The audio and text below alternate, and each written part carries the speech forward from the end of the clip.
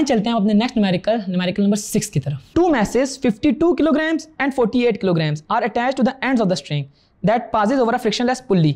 Find the tension in the string and acceleration in the body when both the masses are moving vertically. ठीक है जी, तो ये वो case है जिसमें दोनों हमारे पास मैसेज जो है वर्टिकली अटैच हैं, तो इनमें हमने टेंशन इन द स्ट्रिंग और एक्सेलरेशन इन द स्ट्रिंग दोनों को निकालना है।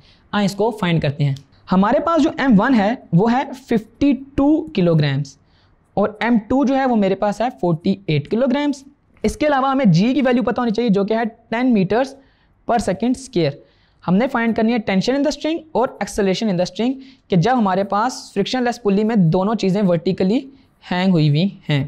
ठीक है जी, तो हमारे पास जो टेंशन का फार्मूला है वो है T is equal to 2m1 m2 over m1 plus m2 times g।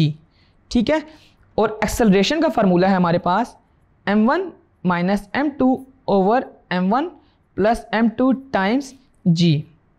और जब मैं इनकी वैल्यूज इसके अंदर पुट इन करता हूँ 2 into 52 into 48 divided by 52 plus 48 into g की जगह मैं 10 लिख दूंगा, तो मेरे पास टेंशन इन द स्ट्रिंग आएगी 500 न्यूटन।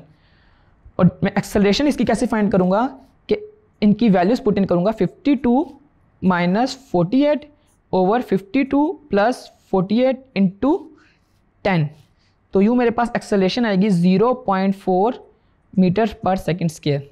तो ये हमारे पास वो केस था जब हमारे पास दोनों मैसेज वर्टिकली अटैच होते हैं, तो हमने टेंशन इन द स्ट्रिंग और एक्सेलरेशन इन द स्ट्रिंग का फार्मूला यूज़ करते हुए टेंशन और एक्सेलरेशन को फाइंड किया।